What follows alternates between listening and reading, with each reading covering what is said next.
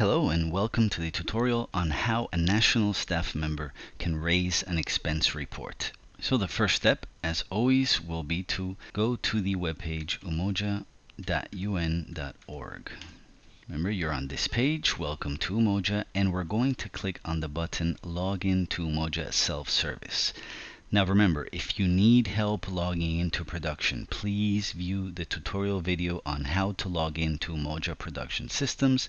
And if you would like to simply practice this exercise in the training environment, please view the tutorial on how to log into the Umoja training environment. For time's sake, we're going to go directly into the system without explaining how to log in.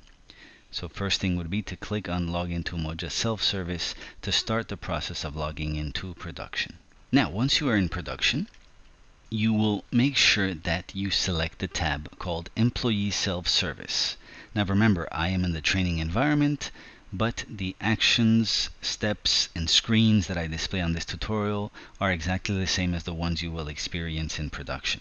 So the first thing we do is click on Employee Self-Service.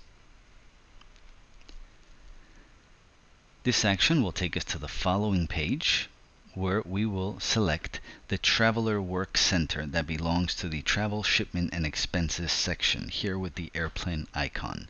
We click on Travel Work Center.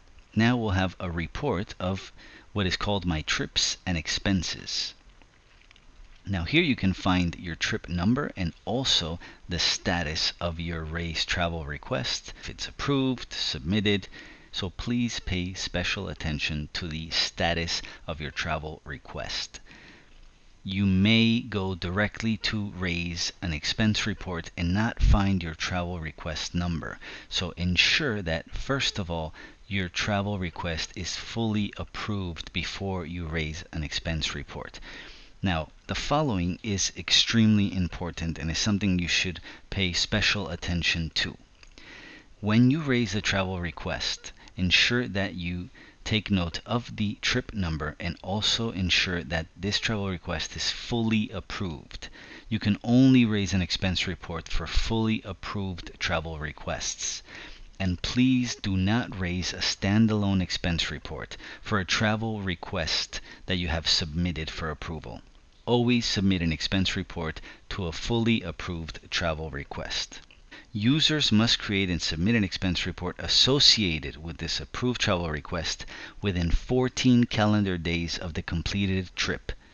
Failure to do so will result in the recovery of any advances paid prior to traveling. That has to be very clear, as it is very important. You should not raise a standalone expense report, only expense reports linked to a travel request. Now, the first thing we will do to create our expense report is click on the button here called Create Expense Report. Once you click on it, the system will display the number of travel requests that should be approved and now are waiting for you to raise your expense report. If by any chance your trip number or your travel request number is not here, please check in the screen prior to this one the status of your travel request. In this case, we only have one trip number. Now let's say we want to go back and we want to unselect this field. All you have to do is click on Reset Selection. Now you see the section at the bottom, and here's where I want you to pay special attention to, as I emphasized this before. Do not raise a standalone expense report. If by any chance the drop-down is selected, for example, Official Business Travel, and you click on Start, you're not raising an expense report for this trip number. What you're doing is raising an expense report, a standalone expense report, not linked to a travel request or to a trip number, as you see here. To do so, just select the trip number, and you see automatically it disappears from the bottom screen. You click on Start, and then eventually the system will begin to process your expense report for this trip number in particular. So select your trip number, click on Start. Now once we've clicked on Start, we can see again a very similar screen to the one we saw when we were raising our travel request. We have our timeline here with the numbers 1, 2, 3, 4, 5, and the highlights telling us where we are at, or what stage we are at in our expense report or our travel request. In this case, it's the expense report. So just scroll down read the important information that is displayed here, and then follow to click on yes or no for the following required options. Now, it's very important that you read carefully through them to understand if you should particularly respond yes or no to these options. For the sake of this tutorial, we're responding no to all the options. If you have any trouble deciding which one to click on because you are unsure of what relates to your particular case, go to the page umoja.un.org/DFS, the one that appears at the end of this tutorial. Look for your ESS focal point in your mission and contact them to find out more information as to what should be the appropriate option for you. At the bottom, we have the last option called I want this claim to be settled through. This is quite important, as clicking on one circle or another may make a big difference in how you get paid. In this case, we're selecting payroll. Payroll settles your claim through next period's payroll. EFT stands for Electronic Funds Transfer, and this is for payment directly to a bank account you have in file with UN Treasury. The Conference Paymaster option should only be used for meeting participants who are paid through a paymaster, person with delegation of authority to disperse funds at the event. And the other option here allows you to indicate in the remarks if you wish to have your claim settled through cash, check, or UNDP, which will be further actioned by the TSA. Now, if you scroll down further, all you have to do is confirm here or verify that you have read, understood, and agreed the guidelines related to the submission of travel expense report. After that, all you have to do is click on the General Data button. Once you click on the General Data button, the next screen, which is here number 2 in the timeline highlighted, summarizes your itinerary, as you can see here. You cannot change the details on this screen even if you want to, as they are grayed out. The system is simply displaying your itinerary and asking if everything is correct. Now, as a traveler, you have to indicate the real itinerary details, if by any chance they are not the same as the ones you're seeing here, by clicking on Display Edit Detailed Itinerary. If changes involve additional DSA MSA payment, the expense report will have to be approved. Any changes that directly affect the amount that you have been already paid or are to be paid will restart the approval process.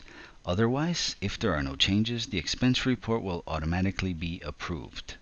So if any changes are to be made to your itinerary, let's say you stayed an extra day, an extra 2 days, any changes also in your DSA, MSA, you can click on the button Display Edit Detailed Itinerary. And we're just going to take a look at it so you see what it looks like. But for this specific scenario, we are not going to make any changes to the itinerary. As you see now, the itinerary is now editable. We can make any changes to the date, the departure city, country, mode of travel, arrival time, and so on. We do not want to make any changes, so we click on Accept as it is the correct itinerary. So our next step would be to simply take a look at the additional information related to the cost assignment. Ensure it is correct. You can also click on the Display Cost Assignment button, but you cannot change it because remember this was defaulted when you were raising your travel request.